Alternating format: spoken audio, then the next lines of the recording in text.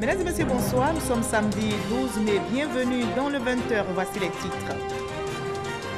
Le président malien Ibrahim Boubacar Keïta a achevé sa visite de travail et d'amitié en Côte d'Ivoire. Pendant son séjour en terre ivoirienne, le président malien a visité le port autonome d'Abidjan pour s'imprégner des performances de cette infrastructure hautement stratégique pour l'économie malienne. Cet effectif, le premier vol direct Abidjan-New York a été lancé ce samedi par le Premier ministre Amadou Gon Coulibaly. Abidjan-New York, c'est 3 vols directs par semaine. Le tarif sur la ligne est fixé à 470 000 francs CFA, aller et retour.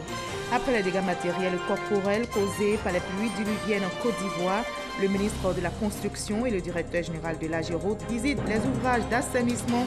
Ils appellent à plus de discipline pour ne pas boucher les voies d'évacuation d'eau. Enfin, au Burundi, 26 personnes ont été tuées, 7 autres ont été blessées dans l'attaque survenue hier dans un village au nord-ouest du pays. Le ministre burundais de la Sécurité s'est rendu ce matin dans cette province frontalière avec la RDC. Soyez les bienvenus sur RTI 1. Ajoutez notre rendez-vous culturel de samedi. Nous ferons un tour dans la cité de l'Anana, Bonois, qui vient d'abriter la 38e édition du Popo Carnaval. 2 semaines de festivités pour célébrer la culture arborée. Mais après 38 ans, quel impact du Popo Carnaval de Bonois sur la culture, le tourisme, l'économie? Pour nous répondre, nous avons invité le commissaire général du Popo Carnaval de Bonois, M. Alexis Kadjo. Bienvenue, M. Kadjo. Merci. Bonsoir, Marie-Laure. Alors, vous venez d'organiser la 38e édition du Popo Carnaval de Bonois. On dit que les années se suivent, mais ne se ressemblent pas. Qu'en est-il du Popo au juste? Tout à fait. Cela est également avéré au niveau du Popo Carnaval. Chaque année, des innovations. Et au niveau du Popo Carnaval, depuis bientôt les 38 éditions, il y a eu chaque année des innovations. L'année dernière, il y a eu le prix Média. D'accord, on en parlera dans les détails. Oui, tout à fait. Et la suite, ce sera donc dans la page culture, dans une trentaine de minutes exactement. Merci. À tout à l'heure, monsieur Kadjo. Okay. Tout d'abord, voyons en image le départ d'Abidjan du président malien Ibrahim Boubacar Keïta. Il a achevé sa visite de travail et d'amitié en Côte d'Ivoire. Il a été accompagné à l'aéroport ce samedi matin par le Premier ministre Amadou Gon Coulibaly. Cette visite de 48 heures du président malien en terre ivoirienne a permis de renforcer les liens d'amitié et de coopération entre les deux pays, la Côte d'Ivoire et le Mali. Et justement, pendant son séjour en Côte d'Ivoire, le président Ibrahim Boubacar Keïta a eu une série d'activités. Il a rencontré la communauté malienne vivant en Côte d'Ivoire, une très forte communauté, comme nous l'explique Viviane Aimé.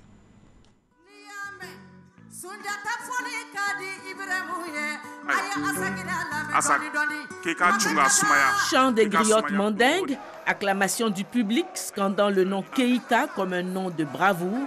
L'auditorium du ministère des Affaires étrangères avait fait son plein. La communauté des Maliens vivant en Côte d'Ivoire était visiblement heureuse de recevoir son président Ibrahim Boubacar Keïta. Dès l'annonce de sa visite officielle en Côte d'Ivoire, ils se sont mobilisés. Autant ceux qui vivent à Abidjan que ceux à l'intérieur du pays, voire même au-delà. Une délégation est même venue de la Guinée voisine. Lors de ses visites à l'étranger, le chef de l'État malien a coutume de rencontrer les communautés maliennes résidentes, précisera l'ambassadeur du Mali en Côte d'Ivoire. Il y a eu la diffusion des hymnes nationaux ivoiriens et maliens. Dans son allocution, l'ambassadeur Ousmane Agrissa a fait ressortir le climat de paix et d'entente entre Maliens et Ivoiriens, saluant les autorités ivoiriennes avec en tête le président de la République Alassane Ouattara. La communauté malienne vivant en Côte d'Ivoire compte 3 millions de personnes, a-t-il précisé. Appréciant la chaleur que lui ont témoigné ses compatriotes, le président Ibrahim Boubacar Keïta, s'adressant à eux en langue bambara, les a remerciés, les invitant à toujours porter haut l'image du Mali par un comportement exemplaire. Il leur a demandé de respecter les autorités et les lois de leur pays d'accueil. Notons qu'au cours de cette rencontre, le président Ibrahim Boubacar Keïta a distingué dans l'ordre national du Mali 10 de ses compatriotes choisis pour les actes qu'ils ont posés en faveur de la paix et la cohésion au sein de la communauté malienne vivant en Côte d'Ivoire. Et le président malien Ibrahim Boubacar Keïta a aussi visité le port autonome d'Abidjan pour s'imprégner des performances de cette infrastructure hautement stratégique pour l'économie malienne. Le port d'Abidjan a ainsi accueilli 30% du trafic global maritime du Mali, comme nous les expliquent Mahama Traoré et Abiba Dambélé Saoui. Pas de visite guidée du plan d'eau en raison des fortes pluies. C'est donc depuis le siège de la direction générale que le président malien contemple les installations du port autonome d'Abidjan. Un port en chantier avec la modernisation du port de pêche, la construction d'un deuxième terminal à conteneurs ou encore l'élargissement et l'approfondissement du canal de Vridi. Tous ces ouvrages présentés au chef de l'État malien visent à améliorer la compétitivité du port autonome d'Abidjan, mais également à répondre aux attentes des opérateurs économiques maliens qui choisissent Abidjan pour le transit de leurs marchandises. Je voudrais ici, en présence de son Excellence, le président Ibrahim Boubacar Keïta, rassurer les opérateurs économiques maliens que l'ensemble de leurs préoccupations, notamment celles liées à l'état de nos routes, à l'insuffisance de parking, aux difficultés de gestion des flux de camions au port d'Abidjan, aux problèmes d'encombrement, de taxation sur les produits en transit, de baisse des coûts de passage portuaire, ont toutes été prises en compte, certaines avec des solutions amorcées.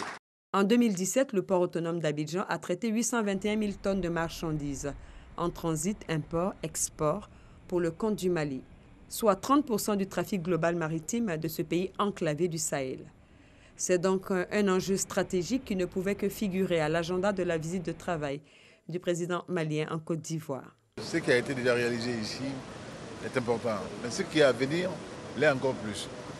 Pour hisser Abidjan au niveau, à la hauteur des ports les plus modernes du monde aujourd'hui, pour que l'activité y soit à hauteur technologique et de pointe. Le port à conteneurs, le nouveau port céréalier, et surtout pour des pays comme les nôtres, quand nous savons que nous avons eu un tonnage très important de 2 800 000 tonnes de céréales l'année dernière, quand nous savons également aussi que nous sommes en expansion constante sur ce plan-là, c'est donc un grand bonheur pour nous. 760 milliards de francs CFA, c'est le coût global des projets d'infrastructure initiés par le port autonome d'Abidjan sur la période 2012-2020. Je le disais en titre, cet effectif, le vol inaugural Côte d'Ivoire-États-Unis a été lancé ce samedi par le Premier ministre Amadou Gon Coulibaly. Abidjan-New York, c'est 3 vols directs sans escale par semaine. Le tarif sur la ligne est fixé à 470 000 francs CFA, aller et retour. Le reportage de Francis Boifou. Ça y est, ce samedi, le vol direct Abidjan-New York, annoncé par le président Alassane Ouattara, lors de son discours à la nation en décembre dernier, a été effectué par Ethiopian Airlines à travers un accord commercial de coopération avec la compagnie nationale Air Côte d'Ivoire.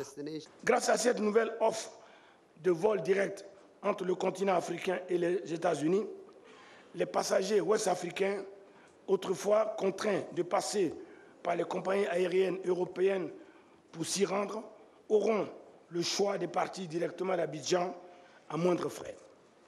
Ethiopian Airlines devra assurer 3 vols par semaine à partir de l'aéroport Félix Houphouët-Boigny d'Abidjan. La compagnie va s'appuyer sur les 112 destinations qu'elle dessert actuellement à travers le monde et le réseau d'Air Côte d'Ivoire. La coopération avec Air Côte d'Ivoire tient au fait que Air Côte d'Ivoire a un réseau d'abord local, notamment par les pays environnants, le Mali, le Burkina, et tout ce qu'il y a autour, justement constitue d'abord un potentiel. Et donc nous, notre rôle avec Air Côte d'Ivoire, c'est de permettre à Air Côte d'Ivoire d'envoyer les passagers donc, vers Abidjan pour faire un hub localement. Et de là, nous envoyons donc les passagers à New York pour effectivement permettre donc l'échange économique et autres. 20 ans après la disparition d'Air Afrique qui effectuait la ligne Abidjan-New York avec escale à Dakar, le gouvernement ivoirien lance les vols directs entre Abidjan et New York après plusieurs projets qui ont conduit à la certification TSA et OACI de l'aéroport Félix Houphouët-Boigny et au repositionnement de la Côte d'Ivoire. Il a fallu aussi que le chef de l'État et vous-même, Monsieur le Premier ministre, vous puissiez créer donc les conditions pour qu'il y ait donc ce trafic. Merci d'avoir amené la sécurité et la paix en Côte d'Ivoire qui permet ce que nous vivons aujourd'hui. Merci d'avoir ramené la confiance des investisseurs. Merci d'avoir ramené plusieurs institutions internationales ici. Abidjan, New York, c'est pour le moment 3 vols par semaine à partir de 470 000 francs CFA le billet. 470 000 francs, en réalité, au cours d'aujourd'hui, c'est peut-être 2 tiers de moins que le coût qu'on payait pour aller aux États-Unis, parce qu'il fallait passer par d'autres pays, que ce soit la France, si c'est une compagnie française, que ce soit par le Maroc, c'est une compagnie marocaine, etc. Donc on gagne énormément. Aujourd'hui, pour nous les opérateurs économiques, c'est un grand pas, c'est une avancée et nous ne pouvons que nous réjouir et applaudir parce qu'un opérateur économique qui va faire des affaires, il veut gagner du temps. Et nous tenons à remercier le gouvernement et le chef de l'État. Abidjan-New York, c'est désormais 10 heures au lieu de 17 auparavant en passant par Paris. Le lancement de cette ligne directe entre Abidjan et New York met fin aux angoisses des hommes d'affaires et des touristes, avec le temps perdu et avec le coût également que cela comportait dans les longs transits par l'Europe et par le Moyen-Orient pour atteindre l'Amérique du Nord.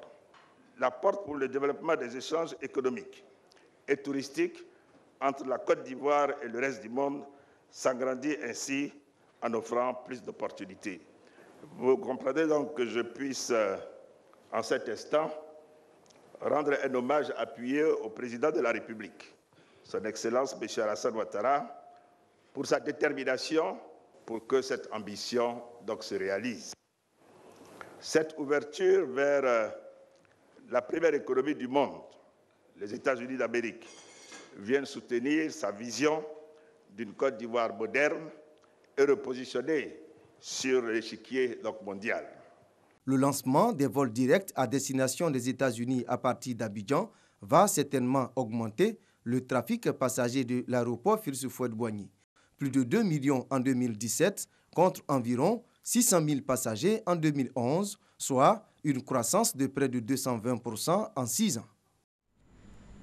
Nous sommes dans le mois de mai en pleine saison pluvieuse en Côte d'Ivoire, des pluies qui se signalent avec des dégâts matériels et corporels.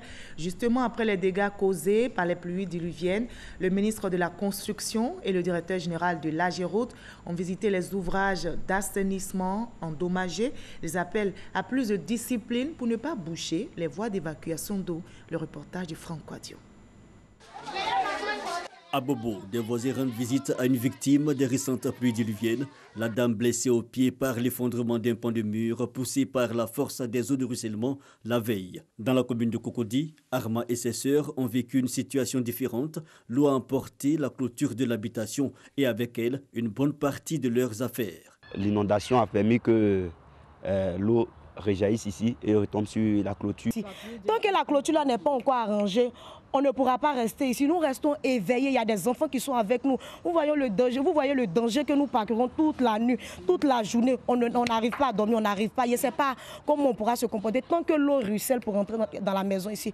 Un pâté de maisons justant le bassin tampon du carrefour de l'Indénié touché par la montée des eaux. L'eau sortie du lit a tout inondé dans les alentours selon les riverains. Le ministre de la Construction, à la tête d'une délégation technique, visite la structure et fait le constat. La passerelle a été endommagée par la poussée de l'eau venue de l'amont, mais surtout par les déchets solides. On avait démarré des curages depuis plusieurs semaines. Il y a eu une petite pluie, nous avons curé en début de semaine et nous avons une pluie exceptionnelle hier. Et cette pluie a charrié beaucoup de déchets. Il y a eu un afflux d'éléments solides qui ont chargé le dégrilleur qui a pour objectif d'empêcher que tous ces éléments solides se retrouvent en lagune et bouchent tous les ouvrages des exutoires. Dieu merci, je pense que ça a joué son rôle, mais la surcharge a fait que une partie de l'ouvrage est endommagée. Et il a donné des instructions pour que ce soit repris, pour préserver les exutoires et éviter les inondations pour les prochaines pluies. Pour mieux comprendre, une visite du dispositif, les bassins écréteurs constituant le bassin versant du Gourou, chargé d'empêcher justement l'écoulement massif de l'eau vers le carrefour de l'Indénié. Plusieurs constats au plateau d'eau cuit, au Paillé, Carrefour Zoo et Williamsville, les déchets solides obstruent la structure. Tous les voies d'assainissement, que ce soit le caniveau à proximité de la maison, que que ce soit, disons, dans les grands bassins d'orage et tout, ce n'est pas des poubelles. Les conséquences, c'est ça. Nous allons sensibiliser toutes les populations en amont pour qu'on retire, que ce soit dans les ruelles, que ce soit dans les marchés, tous ces déchets solides qui sont accumulés ou qui sont jetés nuitamment. La responsabilité des populations, toujours installées sur les emprises, souvent transformées en dépôts d'ordures. Les choses, les papiers hygiéniques, les papiers, ça fait que tout se bouche. S'il pouvait, au moins chacun peut prendre la responsabilité sur lui-même et arranger les trucs, les saletés dans les poubelles, c'est mieux. La saison des pluies est à ses premiers jets, mais déjà des dégâts. Un comité de crise a été mis en place par le gouvernement. Le message reste le même, s'éloigner des zones jugées à risque pour éviter d'éventuels drames. Je vous conduis à présent sur le terrain politique à la rencontre du FPI qui célèbre sa traditionnelle fête de la liberté. Les militants du Front populaire ivoirien se sont mobilisés ce samedi à la place Figayo de Yopougon. Ils ont répondu à l'appel de Pascal Affi-N'Guessan. Le président du FPI, dans son adresse, a rassuré l'opinion de l'unité au sein de sa famille politique. Konaté Moussa. La place Figayo dans la commune de Yopougon grouille de monde ce samedi 12 mai. Le Front populaire ivoirien célèbre sa traditionnelle fête de la liberté. Une commémoration pour marquer le combat mené par le FPI depuis les années 90. Pour cet événement majeur dans l'histoire du parti, les militants sont venus de divers horizons. Il y a 265 fédérations aujourd'hui sur l'ensemble du territoire national. On a demandé à chaque fédération de venir même si c'est avec 5 personnes. Et on observe là que les fédérations les moins, on va dire, peuplées sont venues au moins 15 à 20 personnes. Ce qui démontre le désir pour les Ivoiriens, pour les militants du FPI de participer à cette fête-là. Au niveau du Gontougo, nous sommes venus avec 70 personnes. Le Béquin comprend plusieurs fédérations. Il y a pratiquement une quinzaine de fédérations. Et toutes ces fédérations étaient représentées. Une mobilisation pour démontrer la force et la vitalité du Front populaire ivoirien sur la scène politique. L'euphorie monte d'un cran à l'arrivée de Pascal Affi-N'Guessan. Le président du FPI, dans son adresse, a rassuré l'opinion de l'unité au sein de sa famille politique. Mais je peux vous garantir que l'unité est en marche parce que la base du Front populaire ivoirien a compris que la fronde a été une supercherie, que la fronde a été une mauvaise chose, un gâchis inutile. Je voudrais vous inviter, vous qui êtes secrétaire général de fédération, secrétaire général de section, vous inviter à accueillir dans vos structures tous nos camarades qui, à un moment ou à un autre, se sont éloignés des structures du parti, ou qui, à un moment ou à un autre, ont flirté avec la fronde. S'ils reviennent, tendez-leur les bras. Je me réjouis que depuis que cette fronde a éclaté, personne au sein de la fronde n'a revendiqué une adhésion à un autre parti. Eux tous, ils se proclament militants du FPI. Bientôt, la révision de la liste électorale annoncée par la commission électorale indépendante. Pascal Affi-N'Guessan donne son avis sur la question. Il faut une liste électorale inclusive, c'est-à-dire sur laquelle tous les Ivoiriens qui sont en âge de voter figurent. Donc pour nous, c'est une question essentielle. Un pays comme la Côte d'Ivoire, qui compte près de 26 millions d'habitants, ne peut pas se contenter d'une liste électorale de 6 millions d'électeurs. Il nous faut une liste électorale d'au moins 9 millions, 10 millions. Tout mettre en œuvre pour que les 3 à 4 millions d'électeurs qui ne figurent pas sur la liste s'y retrouvent. Donc prendre les mesures administratives, les mesures fiscales, les mesures financières, de manière à ce que tous les Ivoiriens en âge de voter figurent sur la liste électorale. Pour nous, c'est cela qui est l'objectif. Le Front populaire ivoirien se prépare donc pour la reconquête du pouvoir en 2020. Le parti prévoit la tenue d'un congrès les jours à venir en vue de remobiliser ses instances pour les échéances futures. Nos reporters ont recueilli des réactions des militants du FPI présents à cette fête de la liberté. Nous les écoutons. Historiquement, la fête de la liberté consacre le retour de notre pays, le multipartisme. Les libertés ont été longtemps constituées, les Ivoiriens ne pouvaient pas s'exprimer. Et en 1990, lorsque le pays a été ouvert au multipartisme, le FPI, qui est le fer de lance, n'est-ce pas, de cette lutte, a marqué d'une pierre blanche, n'est-ce pas, cet événement en instituant la fête de la liberté. c'est le retour du multipartisme en Côte d'Ivoire.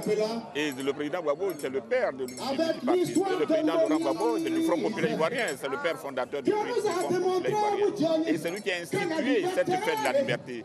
Donc nous devons faire en sorte que cette fête de la liberté vive et vivra toujours. Merci. L'entrée sur la scène musicale ivoirienne a été tonitruante. Chaque titre de leurs différents albums est un tube. C'est pourquoi ils ont été adoptés par les mélomanes de 5 continents. Nous avons beaucoup travaillé à la mobilisation des militants à travers l'opération Zarama. Mesdames et messieurs, donc ce que nous voulons leur dire, c'est qu'il n'y a que la lutte qui pèse. Il est important que le président du parti, en pareille circonstance, vienne donner une orientation claire, que les militants, une fois repartis dans les bases, puissent continuer la bataille. Vous savez qu'en ligne de mire à l'élection municipale, il est important qu'on vienne prendre les instructions à cette fête de la liberté.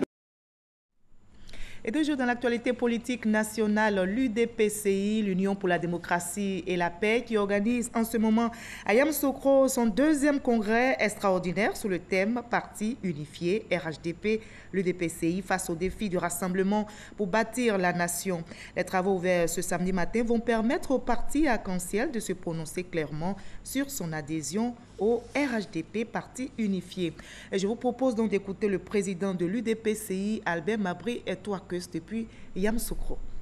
Notre responsabilité est grande, car des conclusions de nos travaux découleront la déclinaison de la nation ivoirienne que l'UDPCI veut bâtir. Je voudrais aussi vous rassurer qu'en tant que votre mandataire, aucune action, aucune démarche ne sera faite sans votre consentement et sans votre quitus. Loin du terrain politique, le secrétaire d'État auprès du Premier ministre chargé du budget et du portefeuille de l'État poursuit sa tournée à l'intérieur du pays. Il est allé remobiliser les agents du poste frontière de Takikro. Le but de la tournée, permettre au gouvernement d'atteindre les recettes douanières fixées pour l'année 2018 à plus de 180 milliards de francs CFA. L'ancien Bakayoko pour le témoignage. Cette visite du secrétaire d'État au bureau frontière des douanes de Takikro s'inscrit dans la dynamique de mobilisation des services en charge de la collecte des recettes publiques. Le ministre est venu pour constater de visu les conditions de travail de ses collaborateurs. Il l'a fait. Le ministre a promis régler les problèmes qui peuvent être réglés sur le moment. Ces problèmes ont pour nom absence de magasins de stockage et même d'entrepôts pour une meilleure vérification du contenu des camions, insécurité sur les fonds collectés par la régie locale, vétusté des logements. Des difficultés aggravées par la dégradation du tronçon Agny-Bilekou-Takikro, devenu quasiment impraticable en cette saison de fortes pluies. Actuellement, on n'arrive même pas à Takikro. Depuis 5 ans, nous sommes sur la voie. La voie est impraticable, on n'arrive même pas. Tous les gros camions sont garés à cause de la voie, l'état de la route. Du côté des opérateurs économiques, les commerçants, eux, se disent particulièrement excédés par les nombreuses tracasseries routières. Généralement, avec la douane, nous n'avons pas de problème. Nous travaillons en symbiose. Mais le plus gros problème que nous avons sur 30 km que vous voyez, nous avons 7 barrages. Nous avons des sérieux problèmes avec les autres forces. Les conséquences de ces mauvais comportements sur les recettes sont visibles selon les services douaniers du secteur. En 2017, l'objectif de 2,5 milliards n'a pu être atteint. Et pour 2018, de grosses menaces pèsent sur les 2 milliards de francs CFA demandés par l'État. À toutes ces questions, le gouvernement entend apporter des réponses appropriées. Nous avons différents plans qui ont été mis en place pour améliorer la situation de nos bureaux frontières et puis nous permettre de recouvrir suffisamment de ressources pour financer le développement de notre pays. Tout en comptant sur le sens du civisme des populations de Takikro, le secrétaire d'État recommande un renforcement de la coopération avec les services de douane. Hors de la Côte d'Ivoire-Burundi, 26 personnes ont été tuées, 7 autres ont été blessées dans l'attaque survenue la nuit dernière dans un village situé au nord-ouest du pays. Le ministre burundais de la Sécurité s'est rendu ce samedi matin dans cette province frontalière avec la République démocratique du Congo. Retour en Côte d'Ivoire pour parler de la 5e édition du tournoi de Maracana, doté du trophée Bruno Konenabanye, ministre de la Communication, de l'économie numérique et de la Poste. 16 équipes issues du ministère de la Communication et des structures sous tutelle étaient en lice pour le titre et c'est l'AN Sud qui s'est imposé chez les hommes 2-1 face à la RTI. Après les éliminatoires et la phase finale, la RTI et l'ANSUT se sont qualifiés pour la grande finale. La combativité, mais surtout l'efficacité, a fait la différence dans cette finale. L'Agence nationale du service universel des télécommunications éthiques, ANSUT, s'est imposée 2-1 grâce à Gueye Ibrahim et Tano Mathurin. Dans le tournoi de gala féminin, la confrontation entre les dames du Miss NUP a tourné à l'avantage de celle du département de l'économie numérique au détriment de la communication 1-0. Les directeurs des entreprises de communication ont également disputé un match de gala. Quelques-uns repartiront avec une coupe, je les félicite, mais je dirais haut et fort qu'il n'y a pas eu de vaincu. Tout le monde a gagné. Parce que c'est le MICENUP qui a gagné, c'est le ministère de la Communication, de l'économie numérique et de la Poste qui aujourd'hui, dans son entièreté, a gagné. Nous avons fraternisé sur ce terrain aujourd'hui. Vraiment, toutes les équipes ont été fair play et ça nous a permis de nous connaître entre nous. Au-delà de l'enjeu sportif, l'unité et la cohésion par le sport recherchée au sein du ministère de la Communication, de l'économie et de la Poste a prévalu. C'est la Côte d'Ivoire et l'ensemble des agents du ministère de la Communication, de l'économie numérique et de la Poste qui gagnent à travers ce tournoi qui vise à renforcer la cohésion au sein du ministère. Voilà, du sport à la culture, un seul pas pour parler de cet hommage rendu au professeur Memel Fauté. 10 ans après sa mort, le professeur Aris Memel Fauté reste une référence pour la culture ivoirienne, connu pour ses œuvres sur l'esclavage, la science et l'anthropologie environnementale. Le professeur Memel Fauté a su incarner des valeurs. Des journées d'hommage lui ont donc été rendues. Salima Toudia, Franck Wadio pour le récit. Il est l'un des 3 Africains à siéger comme membre à l'Académie universelle des cultures. C'est une figure emblématique de la culture ivoirienne. On retiendra de l'intellectuel professeur Aris Memel Fauté sa monumentale thèse d'État intitulée « L'esclavage dans les sociétés lignagères de la forêt ivoirienne ». 10 ans après sa disparition, hommes de culture et personnalités politiques sont réunis autour de son patrimoine culturel. L'homme engagé incarnait des valeurs qui ont été rappelées aux jeunes lors de la cérémonie d'ouverture des journées hommage au professeur. C'est quelqu'un de très important qui a porté haut le nom de la Côte d'Ivoire. Et il est important que nous puissions rappeler aux jeunes générations qu'un grand intellectuel a existé. Il a laissé comme héritage des livres, des idées que nous devons nous approprier comme héritage pour former nos jeunes afin qu'ils puissent mieux concevoir leur propre avenir et l'avenir, n'est-ce pas, de leur pays, l'avenir de leur continent. 3 jours de communication sur les œuvres du professeur Memel Fauté. Une exposition photo de l'élite ivoirienne est aussi prévue en vue de le magnifier. Et on en arrive à l'entretien avec notre invité de la page culture de ce samedi. Je rappelle, nous sommes en compagnie du commissaire général du Popo Carnaval de Beaunois, M. Alexis Kadio. Alors, M. Kadio, oui, vous venez d'organiser la 38e édition du Popo Carnaval de Beaunois. Tout à fait. Mais ce Popo a une histoire que vous voudriez bien nous raconter en quelques mots. Il avait au départ un caractère traditionnel, semble-t-il. Tout à fait, merci Marie-Laure. Le Popo Carnaval, Popo qui signifie masque en abouré, du fait du son qu'on tapote sur le masque lorsque on fait le bruit là-dessus. Donc c'est de là que vient le nom Popo. Et c'est en 1972 le son que donne le masque quand on tapote là-dessus. Et c'est comme ça qu'on a dit Popo. Sinon la culture de masque n'est pas une culture abourée.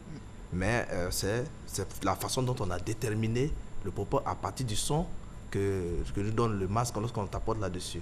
Et donc en 1972, des aînés, nos parents au sein de l'AREBO, l'association régionale pour l'expansion économique de Beaunois, se sont retrouvés et se sont rappelés de l'époque de 54, 46, 54, où ils étaient tout jeunes, lors des fêtes des Ignames. Il y avait une danse traditionnelle où des gens étaient masqués en clown et qui faisaient peur les enfants. Et donc, ils se sont rappelés qu'ils avaient eu très peur à cette époque. Et ils ont dit, mais pourquoi pas faire une fête qui ressuscite cette danse-là, et puis par laquelle on profite pour valoriser un peu nos faits culturels, nos faits coutumiers, parce que justement, la culture, la fête des Lignames d'alors a disparu à Beaunois du fait des religions révélées, et donc Beaunois semblait être un peu morose. Donc Popo Carnaval a permis donc à Beaunois de valoriser la culture abourée. Ah oui. 38 ans, on dit le Popo Carnaval de Beaunois, l'un des plus vieux festivals. Oui. La Côte d'Ivoire, vous confirmez? Tout à fait, mais c'est le plus vieux carnaval. Je vous ai dit de 72 à aujourd'hui, ça fait à peu près 46 ans. D'accord. Alors, c'est l'un des plus vieux festivals. Oui. Alors, en quoi est-ce que ce festival se distingue des autres? Ben, par son originalité. Le carnaval de Beaunois est assis sur la tradition pure, organisée avec la caution de la royauté, de l'Arebo. Donc la tradition a toujours une part. C'est-à-dire que les détenteurs de la tradition eux-mêmes sont également organisateurs du Popo Carnaval. Comprenez que c'est la mise en exergue de ce qu'ils savent depuis lors et de ce qu'ils ont hérité de leurs ancêtres. Donc, il n'y a pas de troupe artistique qui a appris quelque chose quelque part qui vient pour démontrer ça aux populations. Mais c'est des gens eux-mêmes qui vivent leur quotidien, qui viennent présenter cela aux autres pour leur dire voilà comment nous sommes et nous sommes fiers de ce que nous sommes. Nous sommes fiers d'être abourés. Tout à fait. Alors, on va partir à Beaunois et ce sera en compagnie de notre reporter Issa Tchonan-Yo. Il a suivi la 38e édition. On va regarder et en discuter par la suite.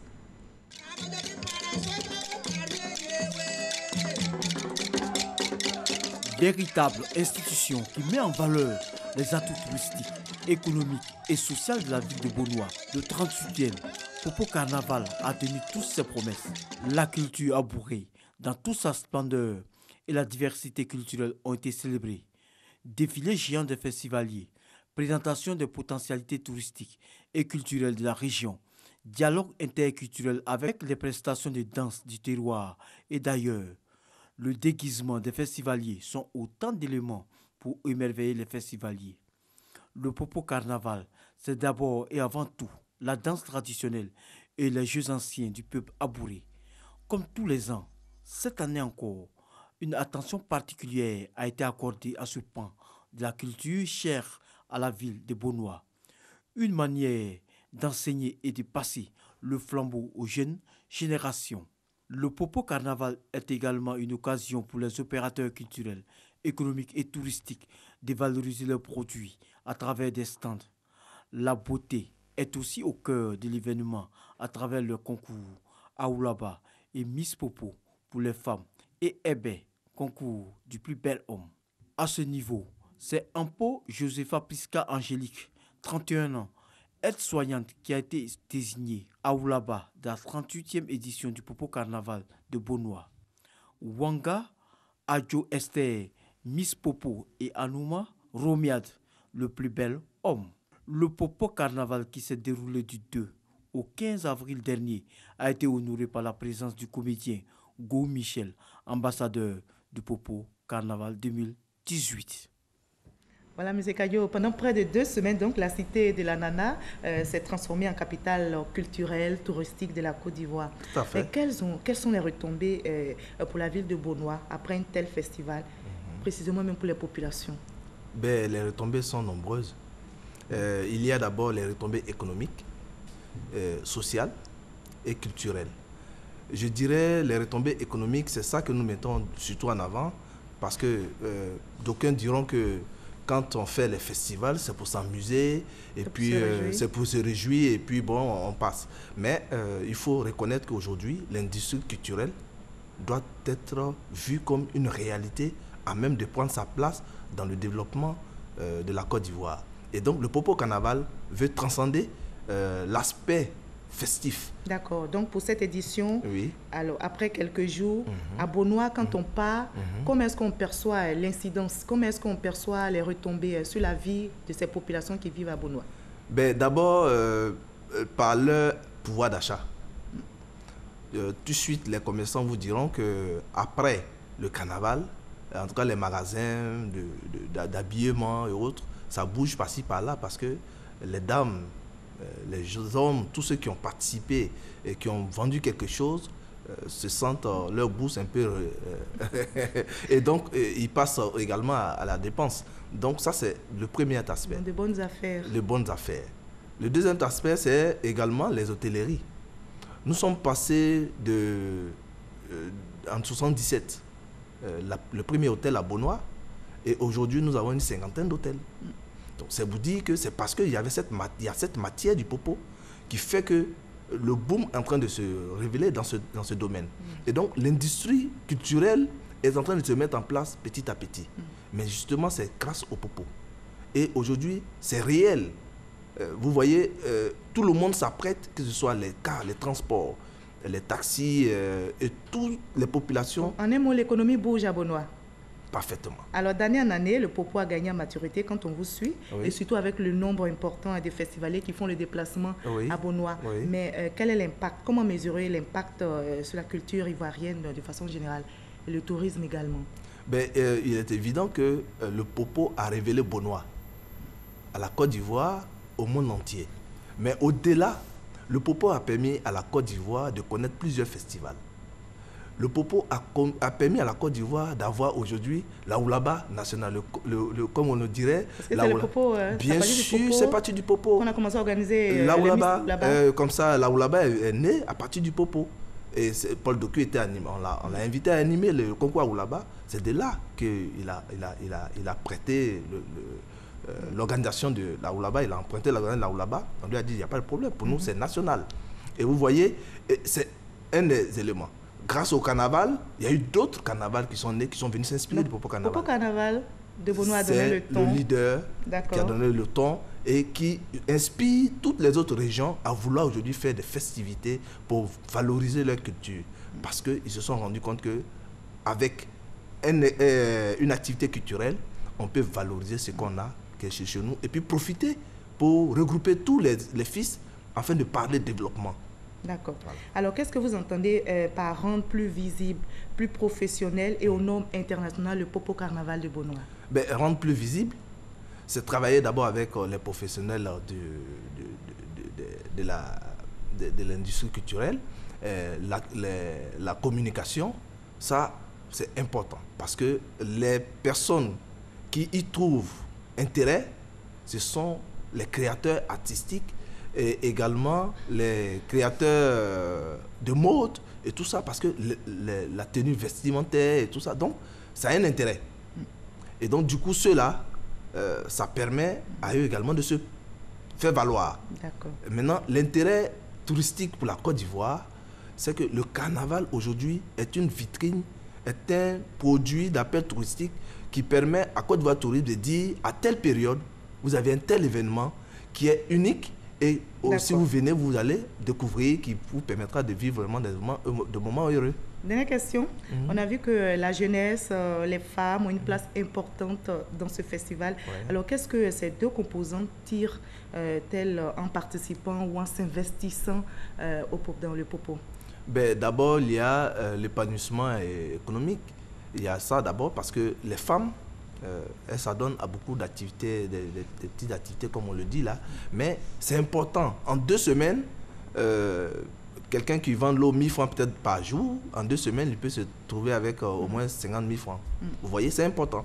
Et pour les femmes et pour les jeunes également, parce que c'est à cette occasion que tous ceux qui vont défiler, qui vont participer, auront quelque chose. Donc chacun veut trouver. Et puis les opérateurs qui viennent pour exposer pendant les 2 semaines ont besoin forcément des personnes pour les aider à présenter leurs produits. Donc tout ça, c'est de la main-d'œuvre. Et ça leur permet d'avoir un peu d'argent sur les 2 semaines, qui est important, qui peut leur permettre de tenir pendant 3 mois. Le Popo se modernisme, garde toujours les pieds dans la tradition, la tête dans la tradition? Tout à fait. Le Popo, c'est comme le vin. Il se bonifie au fil des ans par des innovations qui, chaque année, touchent les aspects vraiment importants du modernisme.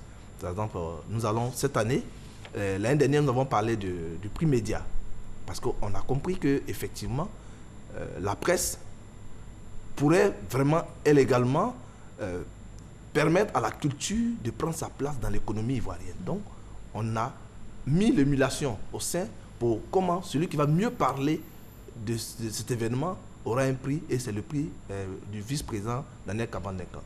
Et encore cette année, nous sommes allés au-delà de Bonois et de la Côte d'Ivoire pour parler du panafricanisme. Donc il y a eu le village panafricain avec la journée du panafricanisme. Autant d'activités, en tout cas menées lors de ce carnaval. Merci en tout cas Monsieur Kadjo, merci d'avoir été notre invité de la page culture de ce 20h. Vous avez parlé du vice-président Daniel Kablan-Duncan. Restez avec nous justement. Il se trouve en ce moment même à Freetown, capitale de la Sierra Leone. Le vice-président Daniel Kablan-Duncan représente le chef de l'État. Il est allé assister à la cérémonie d'investiture du président sierra-léonais Julius Maada Bio. Voilà, fin de ce 20h. Merci à vous tous de votre aimable attention. Je vous retrouve avec le même plaisir demain à 20h.